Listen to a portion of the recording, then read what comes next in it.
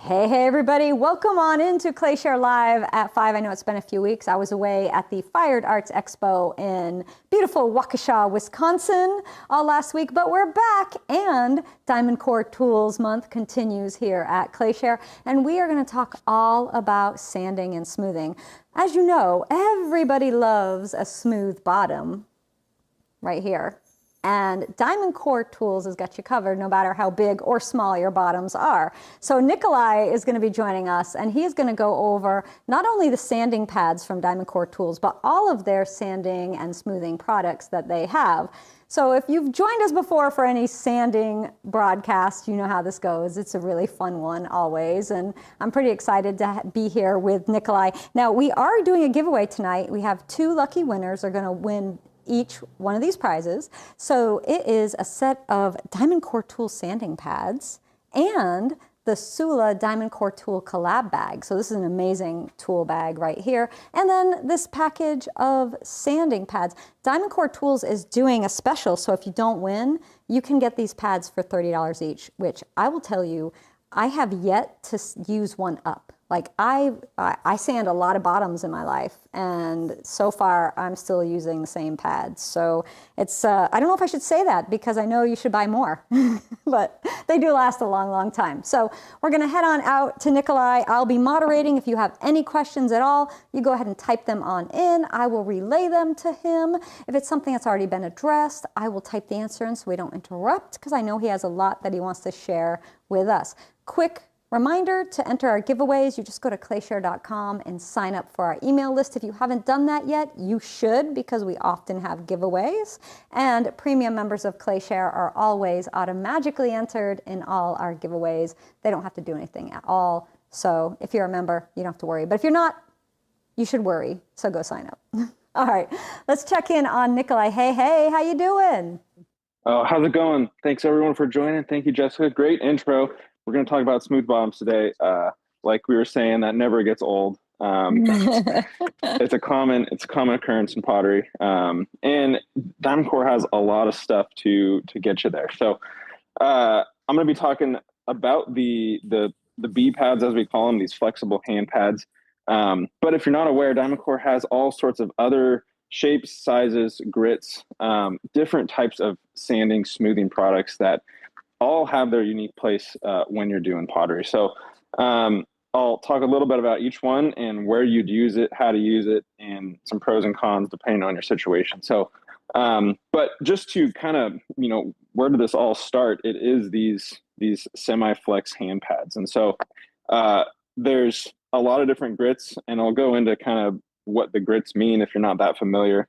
It's basically just like a roughness, like how rough is the diamond abrasive, and that translates to how rough or how smooth do you want your bottom. And so, a lot of half these things I would say are sort of hand, they're manual sanding.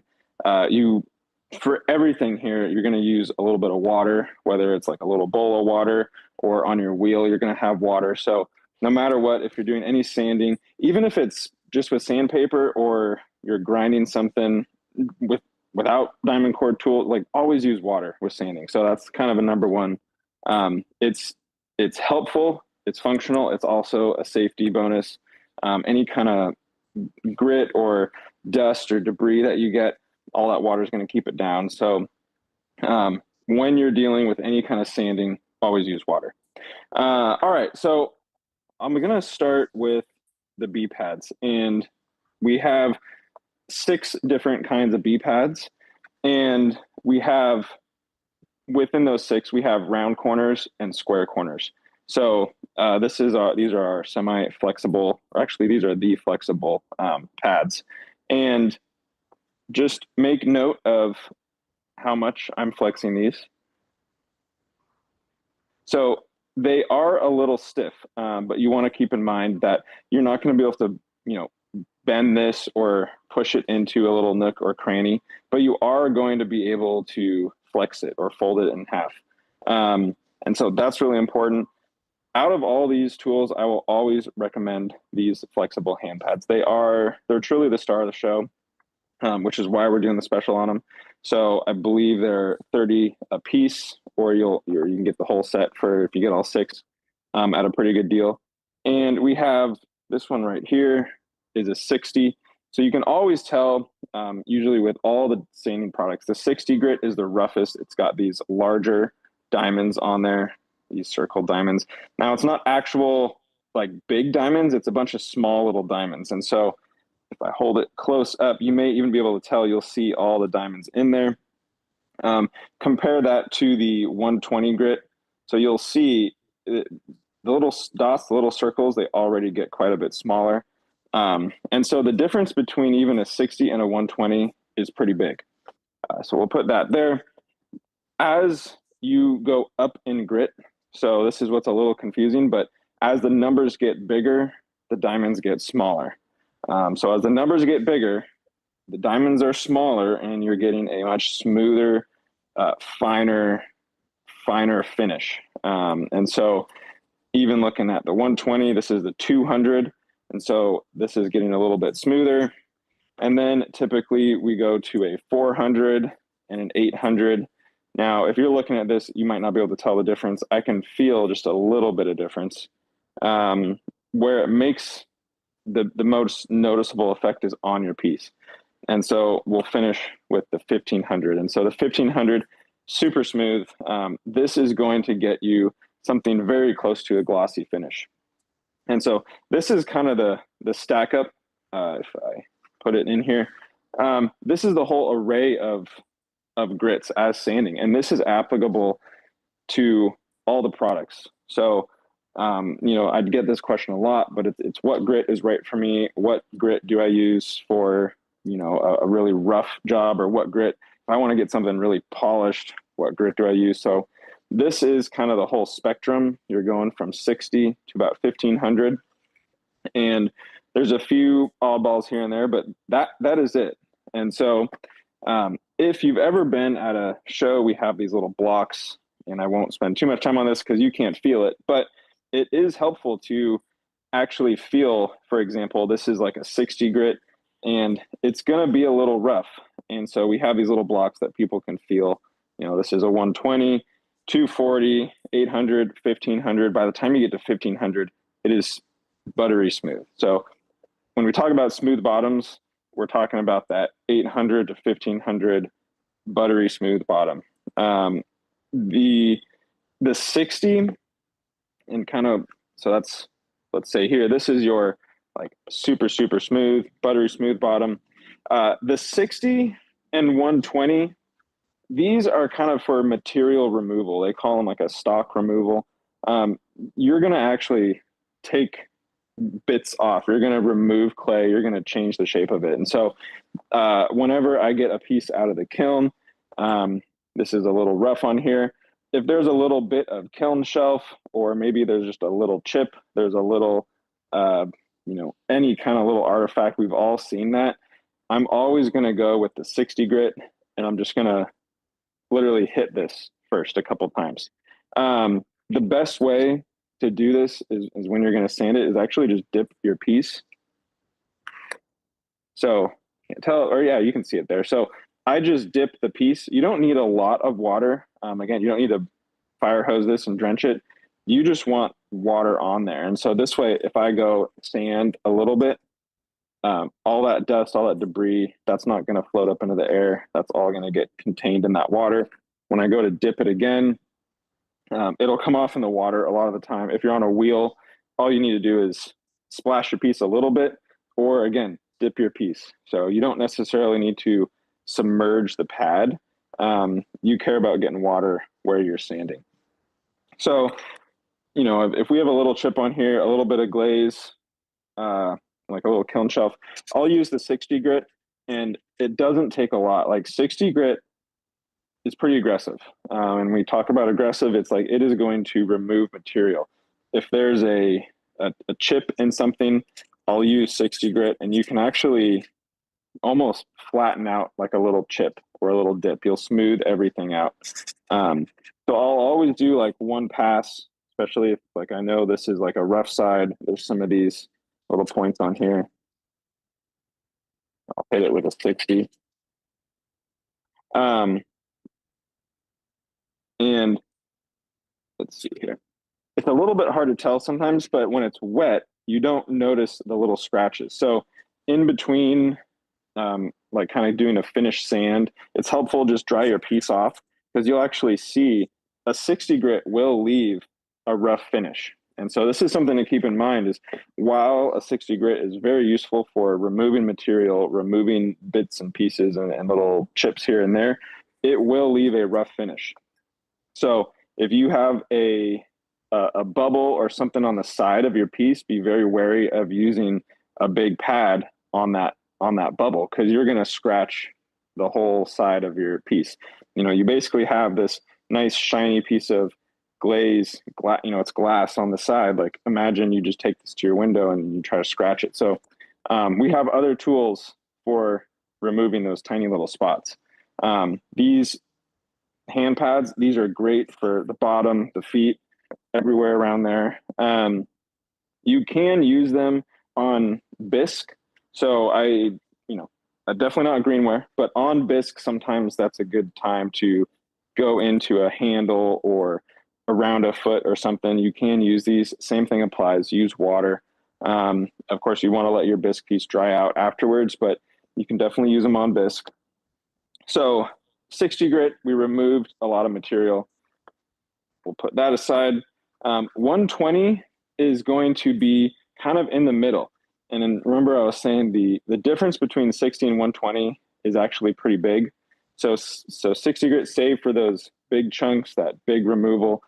120 is still aggressive, but it's a lot more manageable. You can kind of control it a little bit better. It's going to leave a decent finish. So I'd say if you have like a rough piece of clay out of the kiln, a little bit of grog in there, a 60 grit is going to it's going to feel about like a groggy clay. A 120, that's going to make your groggy clay a little bit smoother. So if all you're trying to do is hit this once and, if I have a piece, there's no real issues or anything, but I want to get that smooth bottom, I will still always hit it with a 120. If there's any little pieces of grog or sand or just anything, a 120 will just clean it up really quick before I move to higher grit. So I'll just go around and around. And it doesn't take much. You can do this by hand.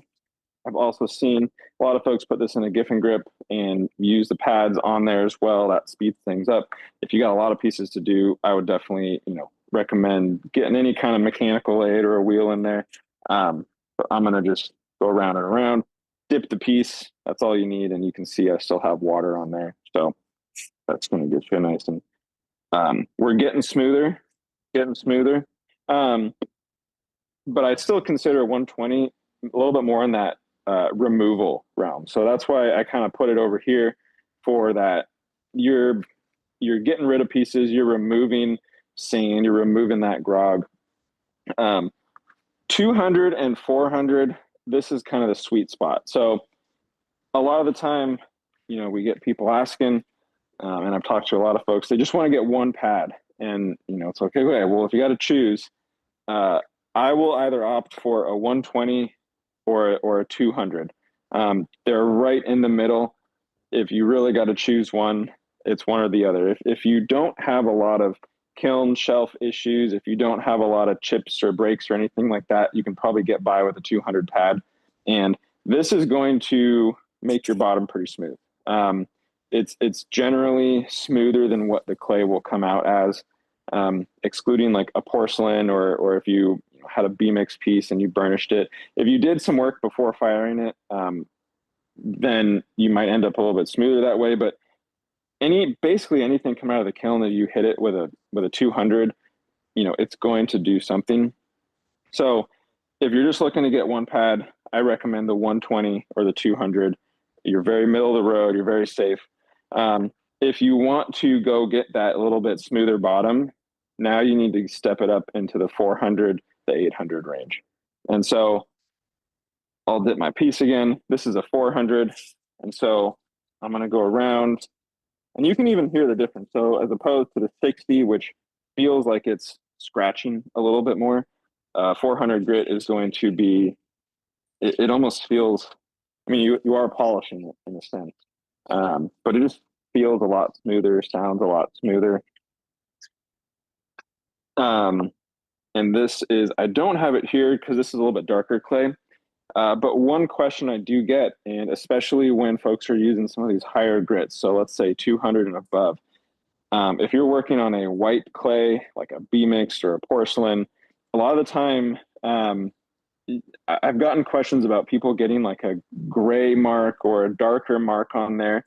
And that's because there is metal in here. So it's a metallized, everything kind of held together with metal you can think about.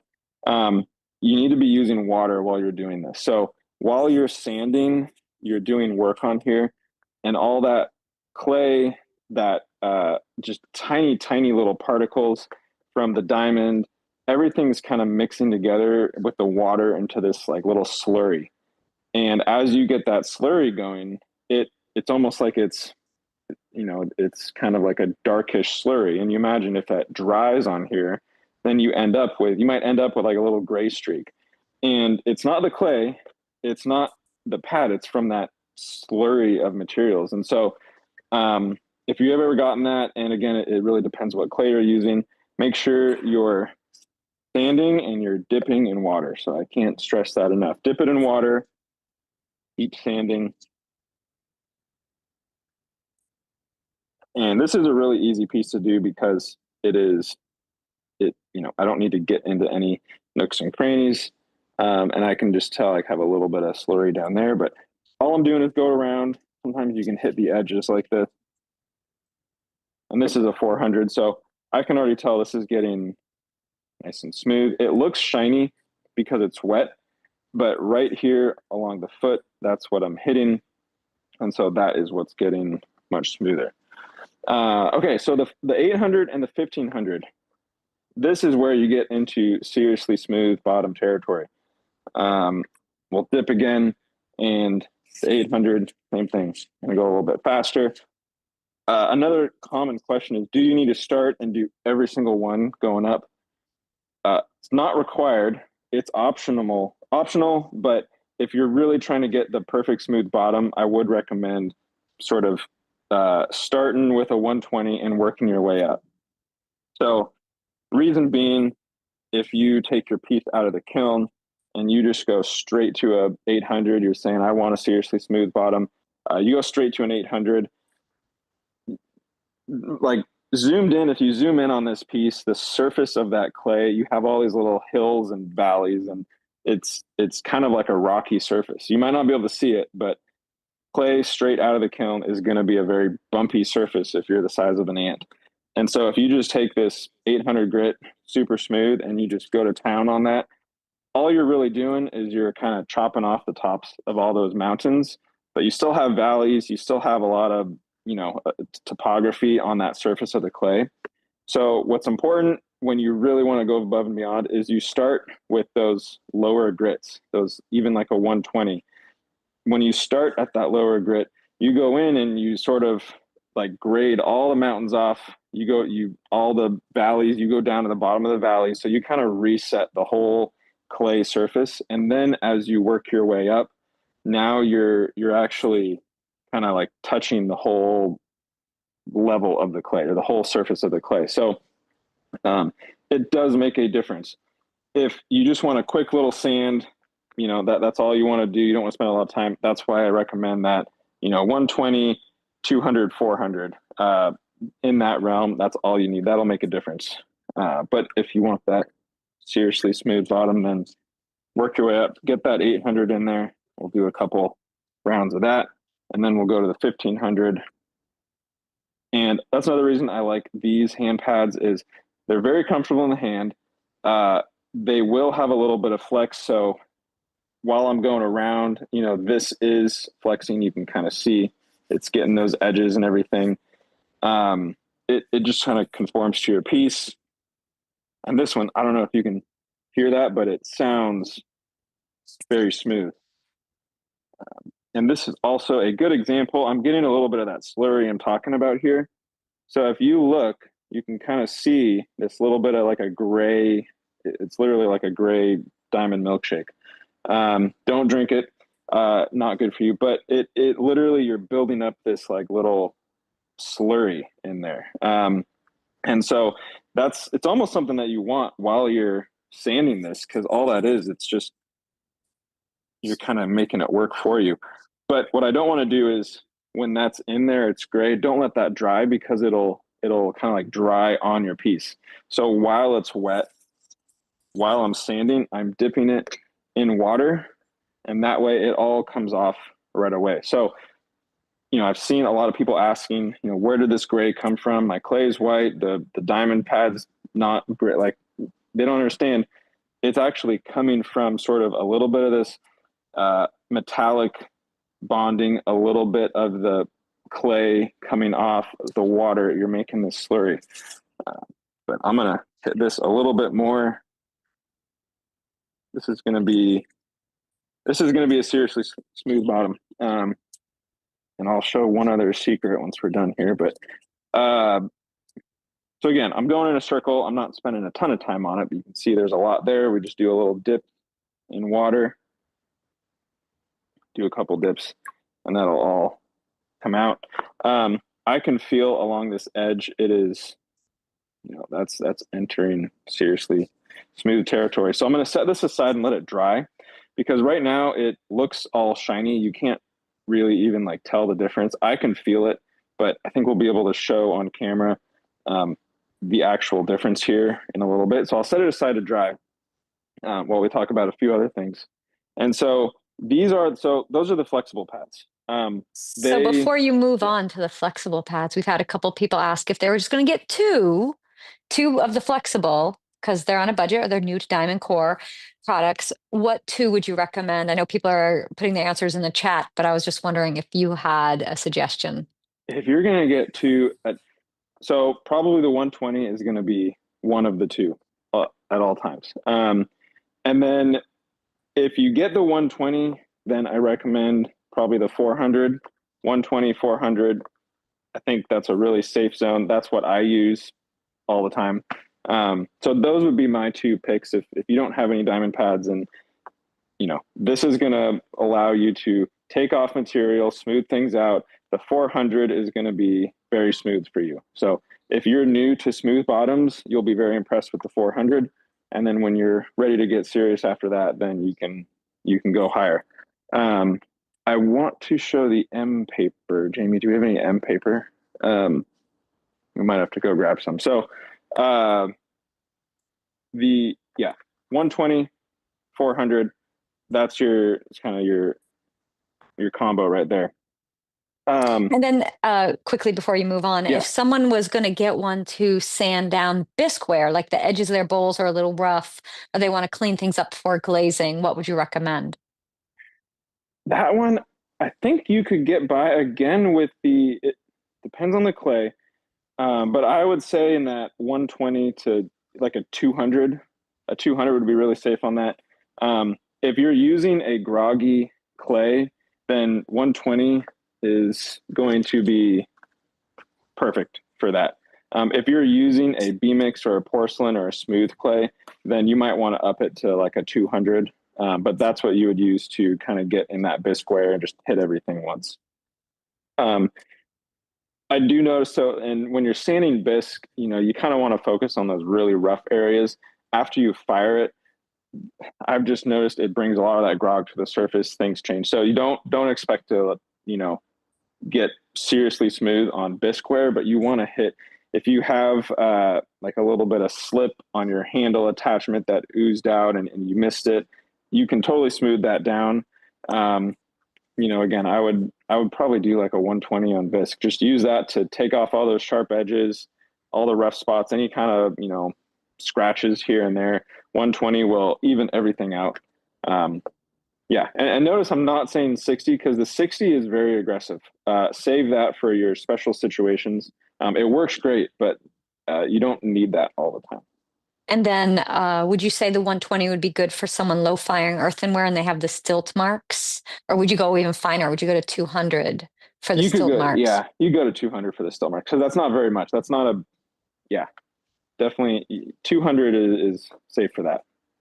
And then someone wants to know, at what point is it fine enough that you can't tell the difference with the grit? Like, Oh man, it depends who you talk to, but that's why I say 400. If you probably don't need to go above 400 unless you know you're really really serious about it. Most people, when you pick up the bottom, you're going to notice 400. That's going to feel really really nice. You're going to impress a lot of people with 400. Above that, you're talking about very kind of minimal differences. But if though, when you put in the time going above that, that's when you get like a glossy surface. It goes above and beyond. But 400, you're going to be great with that. thank you. And so I'm still letting that other piece dry, but this is another piece I've done before, and you might be able to tell here, but you can actually see a little bit of glimmer off the foot here. And that's because I actually went up to 3,000 on this foot. And I'll talk a little bit Oh my about where goodness. you get to 3,000. But this is what I would say is a seriously smooth bottom. You have a little bit of actually glimmer. You could slide this across a glass table with no worries at all. But this, again, it takes that extra time. So not necessary, but if you want it, that's what you can do. I'm going to put these away. So these pads, this is what's on the special. So star of the show by far are these pads. If you're going to pick anything, just grab one of these. That's all you really need. But there's obviously a lot of other stuff that we can talk about. So I'll set those aside for now. While we're on kind of the hand pad category, there's two directions you can go. So notice this is, I would call this kind of semi-flexible. It is flexible, but just make note of how much I can squeeze it. And this takes a decent amount of force to squeeze it, but you can fold it. We have the M paper, or the diamond sandpaper as we call it. So this is your true diamond sandpaper. It is as thin as you want it. It is the same grit, so it's the same material. It's just extremely thin. So this you can treat like a piece of sandpaper. You can fold it up, you could crease it and like get it in between your handle and the piece. You could kind of jam it into little cracks. I have used it and folded it around a tool, and then use that tool to kind of get inside the inner foot ring or in a little crevice. It will still last a long time. So it's the same grits. So everything I talked about with sanding, the grits and all that all still applies with the diamond sandpaper. This one is just going to be much more flexible. So again, if you're trying to get in around a handle, you can totally get in here and actually do a lot of sanding. I don't want to do that on the glaze here, but you can totally get in there. If you got to get into a tiny little corner, a lot of time I will fold this and actually you can get in there, no problem. So the diamond sandpaper is probably my number two pick outside of these flexible pads. A lot of time, kind of my go-to combo is going to be a 120 of this pad, because it's going to do all the big work you need, and then a 400 paper. So it's still that same two grits, like what I said, a 120 and a 400, but the 400, that's smoother. Generally, I opt for the paper version, the diamond sandpaper version, because you can put it in your hand, you can put it on a piece and just kind of rub it all around. You can go to town, still use water, dunk your piece, dunk your hand. You can even do it underwater. But it's going to kind of conform if you have any kind of curves or any shapes there. This diamond sandpaper is really cool. So I have talked to people who have a very unique problem or situation they're trying to solve. They'll take scissors and cut this up into a tiny little strip, and they'll use that in an area. You could take this and roll it up. I'll try to do it here. you could roll it up. Now you have a little bit of curve to it. So when we talk about versatility, the diamond sandpaper is the most versatile. Um, it is great. And we go all the way from 60 all the way up to 1500. So all the same grits in that sandpaper. So we'll leave that there. So going the other direction, we kind of have like maximum flexibility, medium flexibility. The A pads, these are the original, the classic. There's thousands of these out there. Everyone's probably seen them. It's classic green. That's me bending it right now. So they really don't bend, but they are a workhorse. So they're easy to grab. They're easy to hold. If you have any kind of little chip, and these only have 60, 200, and 60, 120, and 200 of these grits. So they're not going to be your super smooth, but these are going to be for taking off edges, sanding down corners. If you have a rough piece on bisque, and if you're trying to hit any of that, these are going to be your go-to. So very reliable. They're going to last a really long time. All this diamond stuff does. Same deal, use water. But these, so just, I'll demonstrate again, but these, that's going to be your flexibility.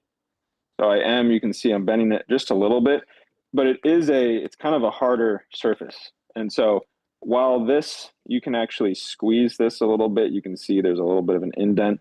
You can't do that with the A pad. And so that's where it just depends what you're doing. How big of a piece are you doing? If you have a sort of a flat surface on the foot or the bottom of a plate or something, A pads are great because they're flat. You can go around, you can do all sorts of stuff. You have a lot of structure, a lot of support.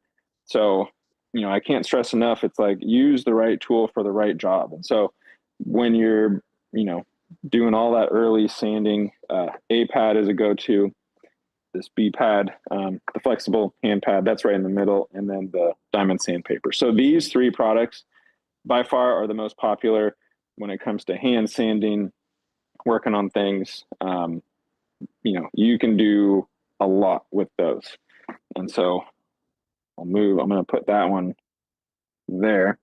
And then we kind of get into a little bit more specialty territory. So the most similar thing, we have these, the Velcro pads. And so these are on the backside here is Velcro. And so they can attach to a block. So we have, it's a block just like this with Velcro. You can Velcro that on there. You then have a rigid, sort of easy to hold block. But a lot of the time, folks will take them off and just use the pads by themselves. So it's, very similar. It's just a tiny bit smaller than your diamond sandpaper. They do have some flexibility on their own. So they're about like that. I would put them in the middle of the A pads here, the semi-flex, and then the flexible. These Velcro blocks are right there. So they're not going to fold all the way, but they have a little bit of flexibility. You still have kind of a hard surface.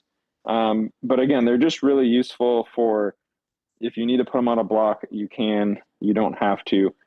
All the same grits. So we got the 60, the 120, 200, 400, 800, 1500, and then 3000. So this is kind of like that magic specialty one. And if you look closely, I will, let me pull this. So this is an important thing to learn if you don't know it. This is a kind of a diamond electroplated surface. This is a resin diamond surface. So as we get into higher grits, so usually above 1500, you get into resin territory. And so resin, I will hold this up as close as I can, it's called resin, but it's basically like a material that is made to wear away and create that slurry that I was talking about. And that slurry has all those little diamond particles in there, and that's what does your smoothing. And so when you get to really high grits, really fine grits, you can only get diamond bits, so small. And so a lot of the time what's really efficient and what works really well on that, that high grit, high smoothness is going to resin.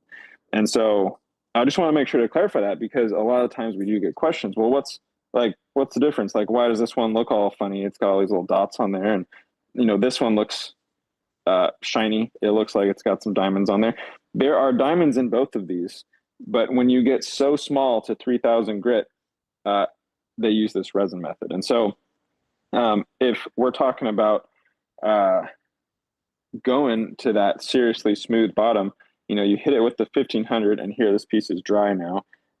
You'll notice that it's very smooth, but you're not quite getting that like glimmer, that shine. So when it crosses over into that glass-like finish, what you need to do to get that is hit it with that 3000 grit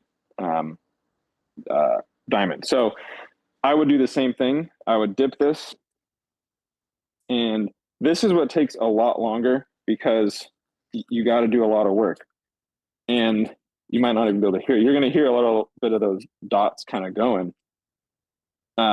But it almost makes no sound because it's so smooth. Like it's just barely riding on this edge. And so if you're going up to 3000, if you're using this, you're trying to make a really smooth bottom, really try to put this on the wheel or a Giffen grip or something, because it helps to have some mechanical aid, I'd call it, when you're going up to 3000 grit. So we have a few other resin products, and you'll see them out there. If you just see the difference, they're different shapes and everything, but that is why this is different. And so it's important too, when you're using this, if you're using it a lot, you'll see like the top of these little bumps will start to wear down. And, I've seen comments like, oh, it's breaking, or it's wearing. It's literally made to wear away and create that slurry. So, just think of it. You have like, this is a little silly, but like you got a bunch of dried bananas here and you're cutting them up to make a milkshake, and that's what you want to use to sand your stuff. So all of these resin pads, that's what they do. And so that is what happens when we get into things like these circle pads. So we have a bunch of these Velcro circle pads. These are all resin. So that's why they look a little bit different. You have these sort of hexagonal shapes in there. You can get resin that goes all the way down to 60. So, or for example, this one's 50. We have on the circle pads, these are meant to go on an orbital sander. So this stuff is great. We do, most of the time I'll talk to folks who are doing countertops, concrete work, large pieces, like large surfaces on their ceramics. This is one of those sort of specialty use territories, but this is a resin as well. And so you could feel it a little bit on here, but this is made to wear away. So as you're using this, as you're grinding on a surface, all these little bumps will start to get flat on top, and you're wearing them away. You're creating that slurry. That's what's going to get you a really smooth piece. So stuff like that. So when we get into and I'm going to just put this one here, so we have all the different types of diamond. We have some resin pads, and then here we have the circle pads. So this is what we call circle pads. We'll put those on there. Circle pad, we definitely sell them, but they're very much in that specialty sort of category of, you have a very unique situation. But again, I have talked to people that use these by hand and go smooth stuff. So they will work. All this stuff has diamonds. You really need to just think about like what you're using it for. So circle pads, and then we do have, these are what we call the hand blocks. So exact same story as the sort of the Velcro, except it is permanently adhered to the block. So, if you have a large flat piece, you just need to sand. These are very common. But again, no flexibility. you're gonna just do kind of general stuff, but we do have the blocks as well. Okay, two items that again are a little bit specialty, but very popular actually, is the sanding strips and the files. And so these two, they're kind of fun.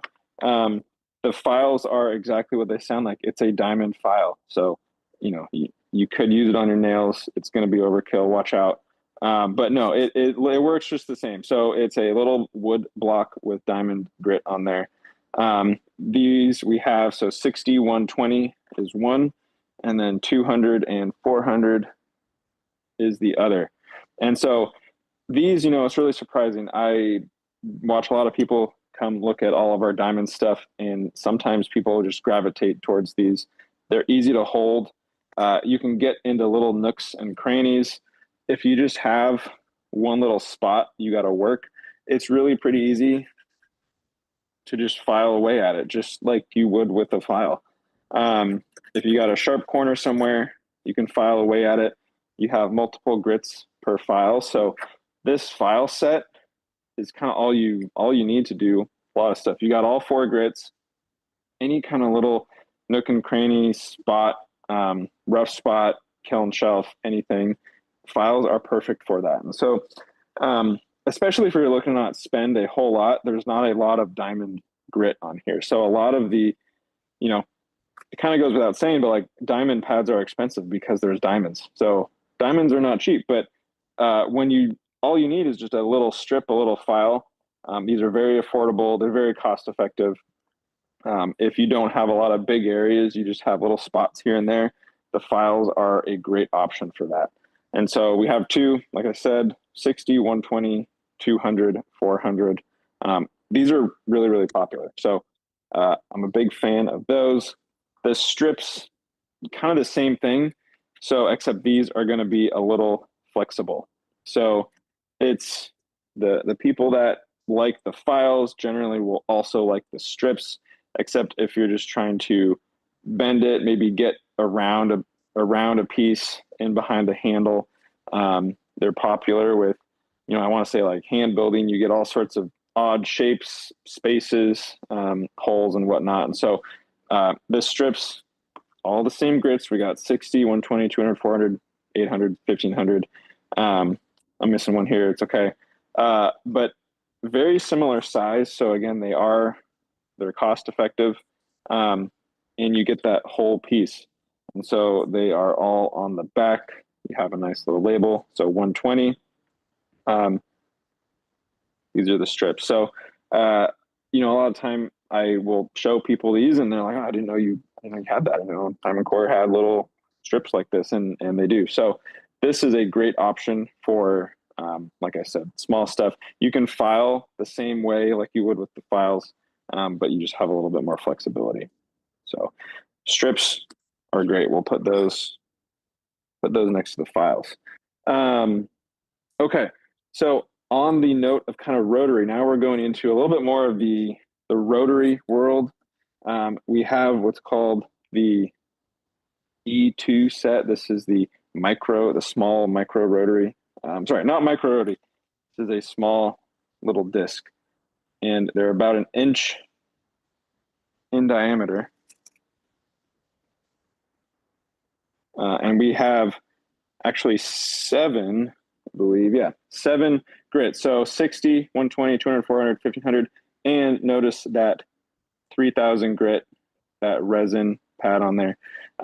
These attach to a little Dremel mandrel. So this goes in your Dremel, not your drill. You could put it in your drill if you want, but it's made to fit in your Dremel.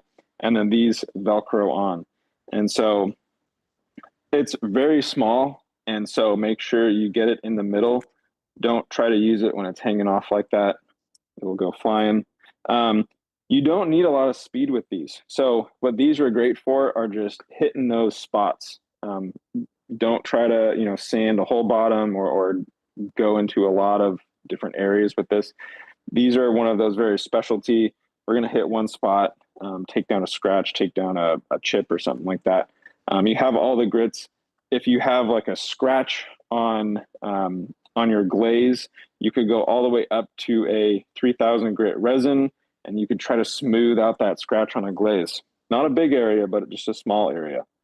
And it's important when you're using these, don't go that fast. You don't need like 10 million RPM when you're using this. You just need like slow setting on a Dremel. It is just Velcroed on here, so you can quick change it.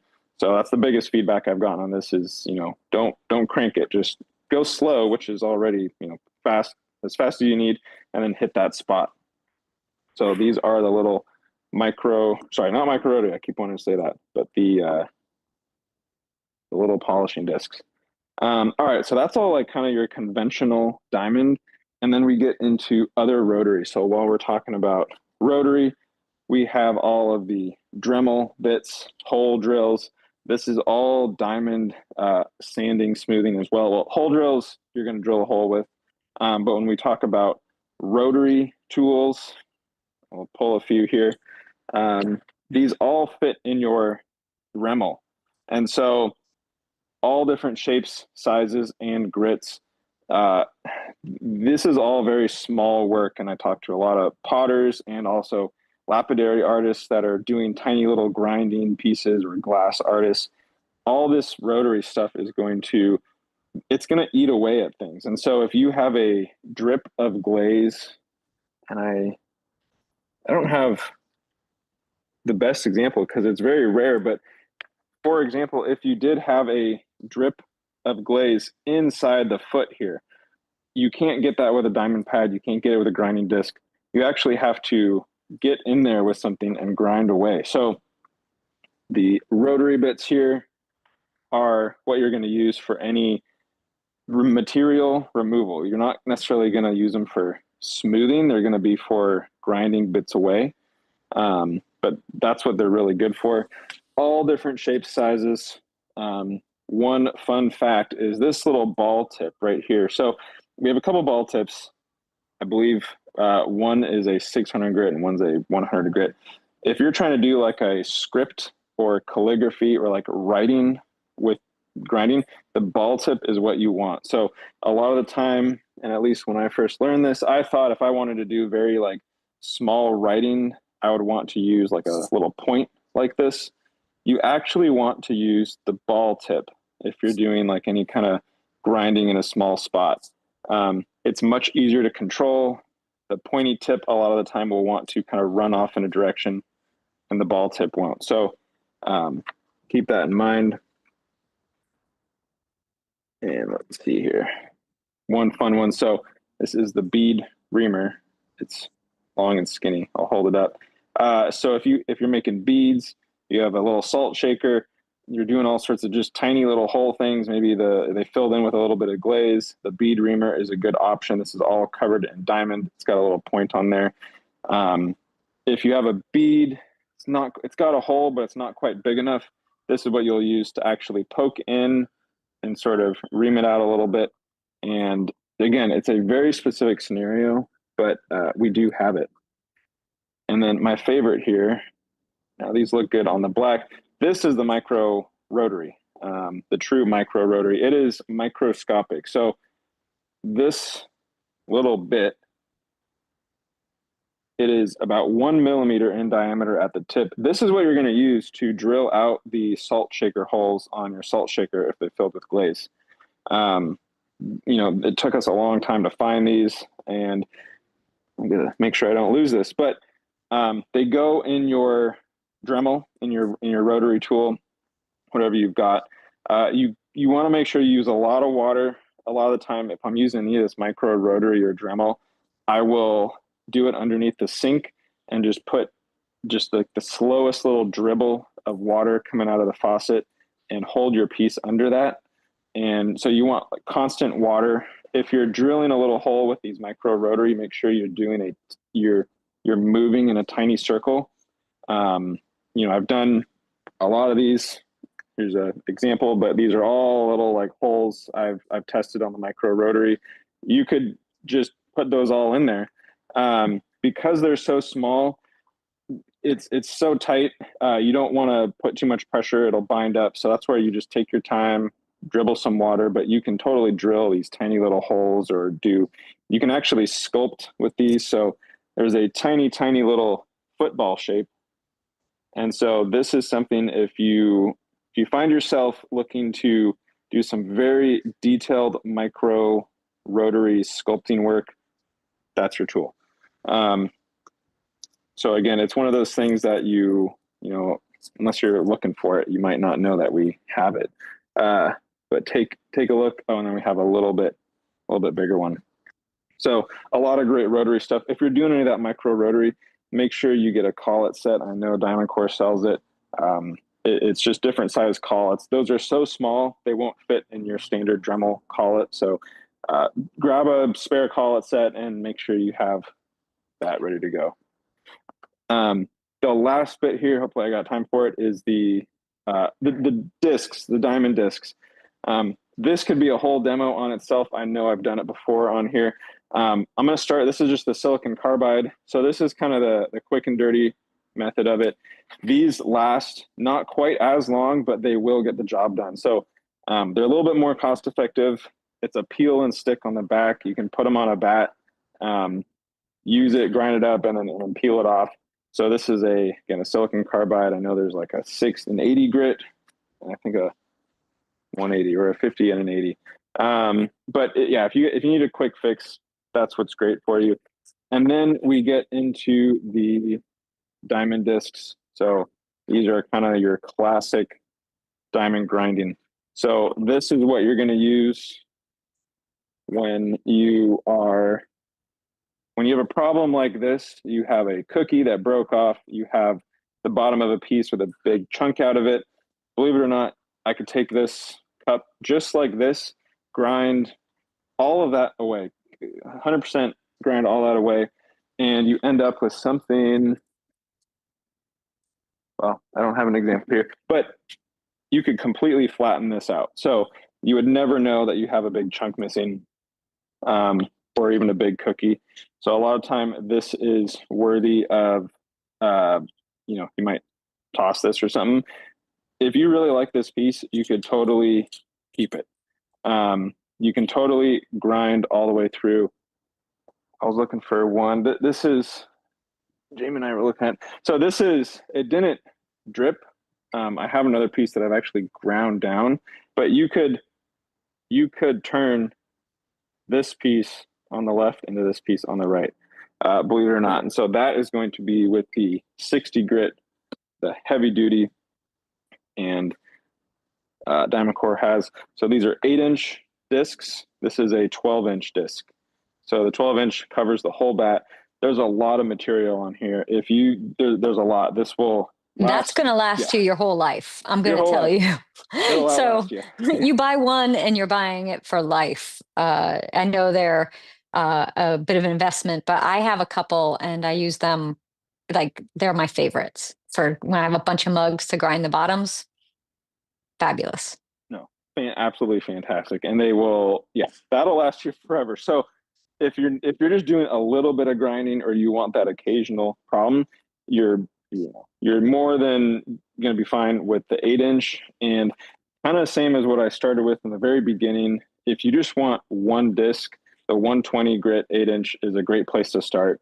It's plenty rough to take pieces down, to eat away little chips and whatnot.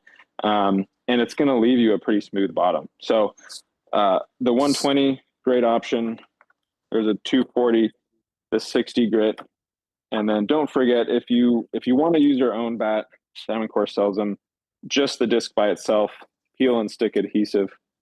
Draw a Sharpie ring while on the wheel, stick that down, and then you'll be good to go. All right, we got about 30 seconds left. We had a couple questions about the polishing paste.